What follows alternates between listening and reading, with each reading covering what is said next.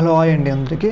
మనందరికీ తెలుసు కదా, ఏపీలో రాజకీయ పరిస్థితులు ఏ స్థాయిలో దిగజారిపోయాయో మనందరికీ తెలుసు. ఎందుకు దిగజారిపోయాయి అంటే ఏపీలో రకరకాల మాధ్యమాల ద్వారా, సోషల్ మీడియా ద్వారా, అలాగే రకరకాల ప్లాట్ఫామ్ ద్వారా ఒకరి మీద ఒకరు తీవ్ర స్థాయిలో విమర్శలు అయితే చేసుకుంటున్నారు.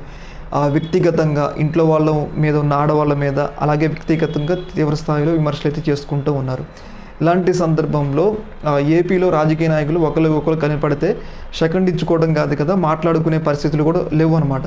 అలాంటి పరిస్థితిలో రీసెంట్గా డిప్యూటీ సీఎం పవన్ కళ్యాణ్ గారు, అలాగే వైసీపీ నేత, ఇక్కడ ఓన్లీ ఒకే పార్టీకి చెందిన వ్యక్తులు కాదు, వైసీపీ నేత బొత్స సత్యనారాయణ గారు అసెంబ్లీ ప్రాంగణంలో కలిసి మాట్లాడుకోవడం ఏం జరిగిందో ఒకసారి అయితే ఆ వీడియో అయితే మీరైతే చూడండి.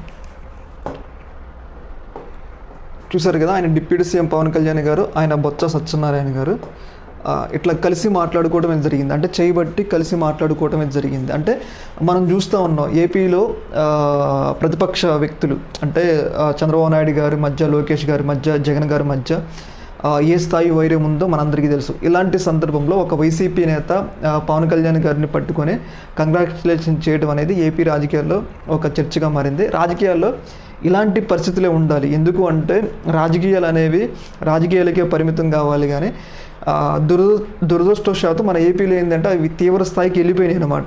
ఈ స్థాయిలో వెళ్ళిపోవడం వల్లే తీవ్రమైన ఇబ్బందులు అయితే ఎదురవుతూ ఉన్నాయి.